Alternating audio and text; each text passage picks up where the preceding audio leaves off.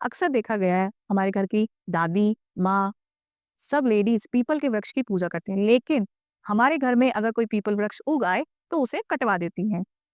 हमारे ग्रंथों में कहा गया है कि वृक्ष तो कई सारे हैं जो देव वृक्ष हैं, लेकिन एकमात्र पीपल वृक्ष ही सर्वश्रेष्ठ वृक्ष माना जाता है, क्योंकि यही वृक्ष श्री कृष्ण भगवान को बहुत ही प्रिय है। इस पीपल पेड़ में जो जड़ है इसकी, उसमें ब्रह्मदेव निवास करते हैं। जो मध्य भाग है इसका, उसमें विष्णु जी वास करते हैं। और अगर हम अग्र भाग की बात करें तो वहां शिव जी वास करते हैं। और सिर्फ यही नहीं, जो इसके बाकी भाग है वहां पर वसु, देव, यज्ञ, वेद, देवी देवता सब वास करते हैं।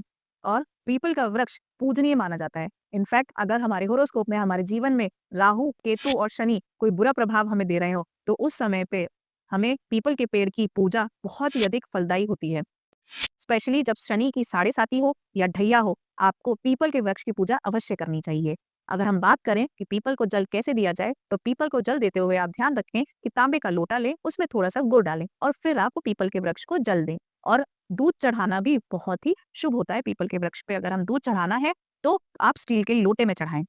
पीपल के पेड़ पर अगर हम रोज शाम को सरसों के तेल का दिया जलाएं, तो उस घर से कभी भी लक्ष्मी जी नाराज नहीं होती, हमेशा आपके घर में वास करती हैं।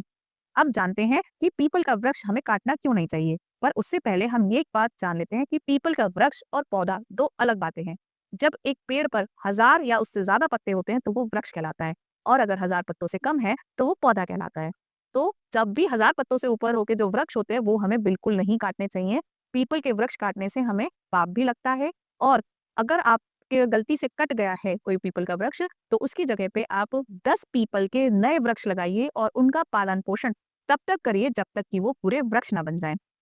शमशान घाट का पीपल का पेड़ या उसके आसपास जो कोई पीपल का पेड़ है, वो आपको बिल्कुल नहीं काटना है। सड़क के किनारे कोई पीपल का वृक्ष है, वो नहीं काटना है। कोई देवालय या मंदिर के आसपास में बिल्कुल नहीं काटने चाहिए। पीपल के वृक्ष काटने से हमें पाप भी लगता है। और अगर आपके गलती से कट गया है कोई पीपल का वृक्ष, तो उसकी जगह पे आप 10 पीपल के नए वृक्ष लगाइए और उनका पालन पोषण तब तक करिए जब तक कि वो पूरे वृक्ष ना बन जाएं।